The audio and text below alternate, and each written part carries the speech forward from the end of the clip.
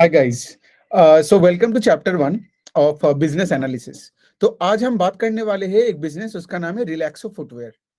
The reason मैंने ये business से चालू किया इज बिकॉज ये बहुत चर्चे में है कि इसका स्टॉक गिर रहा है। 1400 में इसका स्टॉक था, अभी गिर गिर के ये 800 में आ गया है। क्या हुआ सडनली बिजनेस पे, राइट? और मुझे भी ऐसे बहुत सारे इंक्वायरीज आते हैं सॉरी, कि इस बिजनेस के बारे में प्रॉब्लम क्या हुआ है, क्या मैं इसमें बॉटम फिशिंग कर सकता हूँ, राइट? क्या मैं इस स्टॉक को आज उठा लूं बिकॉज ये अच्छी कंपनी है, आगे जाके बेटर हो जाएगा। तो और ये स्टॉक बहुत ही एक्सपेंसिव है। आज आप ट्विटर में देखोगे बहुत ऐसे लोग रिलैक्सो का एग्जांपल देके बोलते हैं कि हाई पी स्टॉक नहीं लेना है, और अगर लोगे तो रिलैक्सो जैसा सिचुएशन होगा जब स्टॉक आधा हो जाएगा। तो हो क्या रहा है इस स्टॉक में? तो सबसे पहले बिजनेस के बारे में थोड़ा बात कर लेते हैं, कुछ डेटा लेते हैं। तो पहला पॉइंट ये है कि अगर कोई भी बिजनेस पे अगर लेट्स से फॉर एग्जांपल उसका वॉल्यूम्स घट जाता है, ओके, वॉल्यूम्स किसी का अगर घट जाएगा तो वो स्टॉक कभी ऊपर और नहीं जाएगा जब तक उसका वॉल्यूम वापस नहीं आते हैं। ठीक है? तो मतलब क्या, number of pairs of footwear that Relaxo sold in FY19 and FY20 is still higher than number of pairs of footwear that the company sold in FY22. सबसे इंपॉर्टेंट पॉइंट यही है।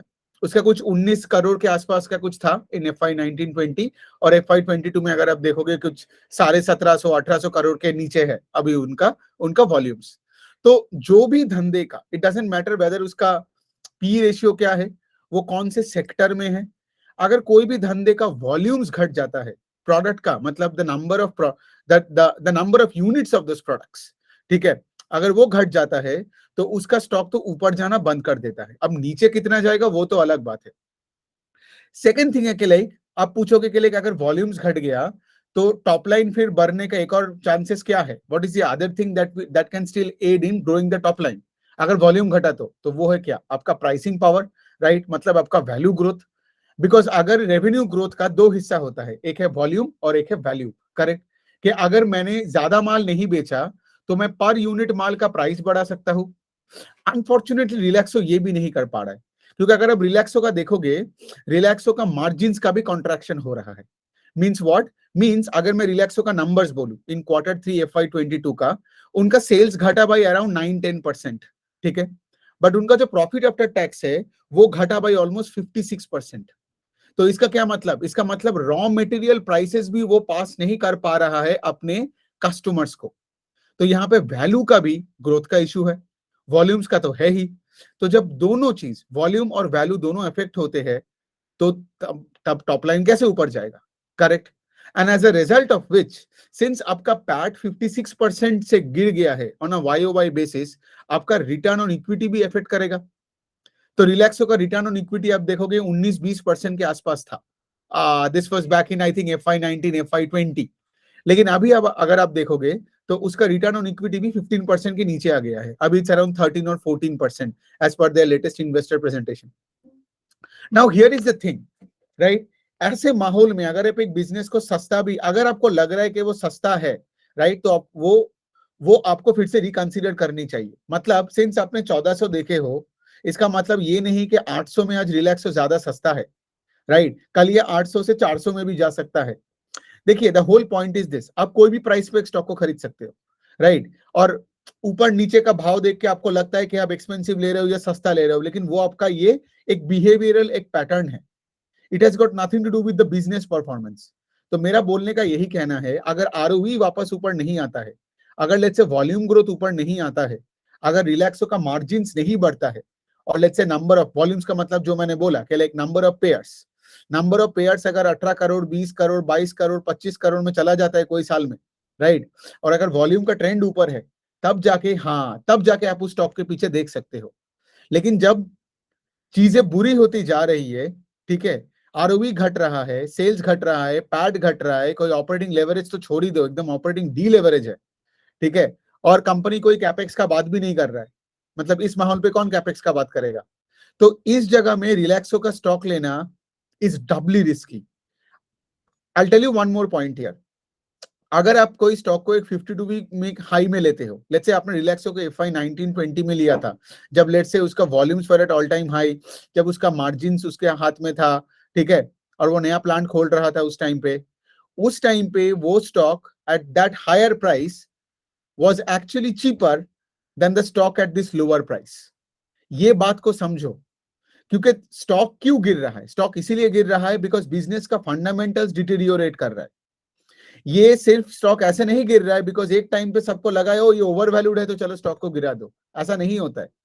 इसका फंडामेंटल बुरा हुआ, स्टॉक 50-60 लाइक 40-50% गिर गया, end of course तब तो लोग अपने पीछे का जर्नी देख के कोई भी आके कंक्लूजन कर लेगा, लगा देगा कि लाइक देखो वो स्टॉक एक्सपेंसिव था इसलिए गिरा।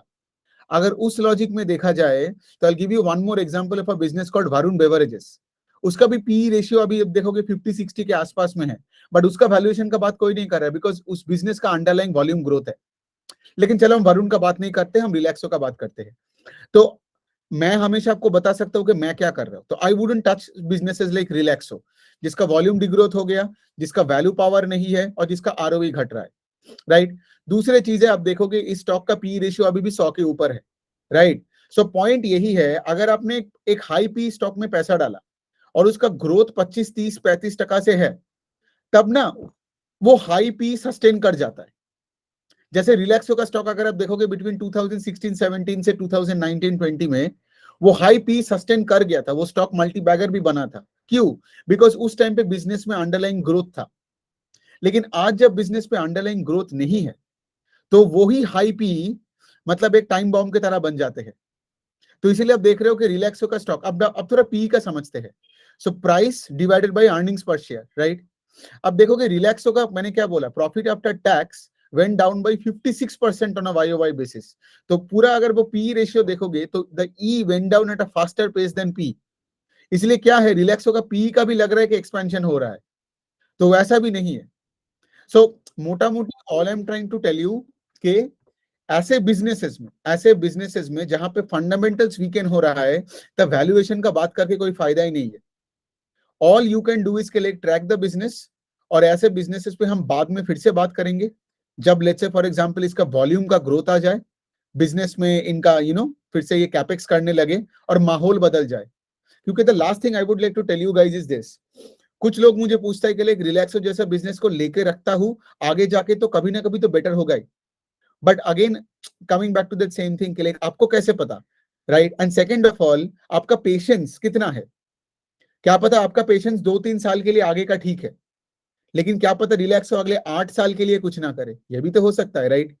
तो मैं एक ही चीज आपको बोलने का कोशिश कर रहा हूं कि we shouldn't be investing on hope कि आज स्टॉक गिर गया है ले लो आगे जाके ठीक हो जाएगा। ये माइंडसेट रिटेल इन्वेस्टर्स में भरे पड़े हैं, उनके पोर्टफोलियो में ऐसे स्टॉक्स में ही भरे पड़े हैं, इसलिए कोई पैसा नहीं बना पा रहा है। आपको देखना पड़ेगा कौन सा बिजनेस आज परफॉर्म कर रहा है। If the business is performing well, let me tell you one thing, उसके पीछे जाओ।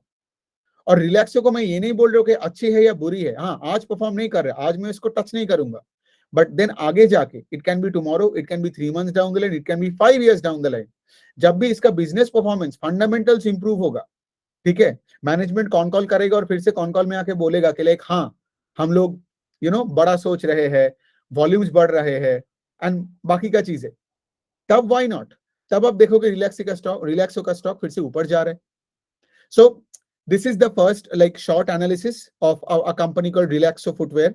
आज उसका हालत ये है, राइट। फिर से I am like just want to like reiterate, आज उसका हालत बुरा है। अगेन दिमाग में कुछ चीजें फिट मत कर लीजिए कि रिलैक्सो है ही बुरा, नहीं, कोई भी चीज हमेशा के लिए अच्छा या हमेशा के लिए बुरा नहीं होता है।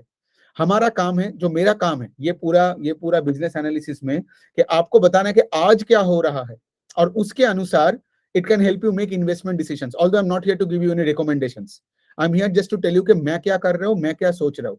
तो मेरे सोच के अनुसार आज मैं रिलैक्सो से बहुत दूर रहूंगा, लेकिन जिस दिन कंपनी बेटर होगा शायद उस दिन एक और वीडियो बना के बता दूंगा कि लाइक चलो रिलैक्सो का भी नसीब बदल चुका है। So I hope this made sense. Okay, आपका कोई क्वेश्चन हो तो please let me know and thank you so much for listening.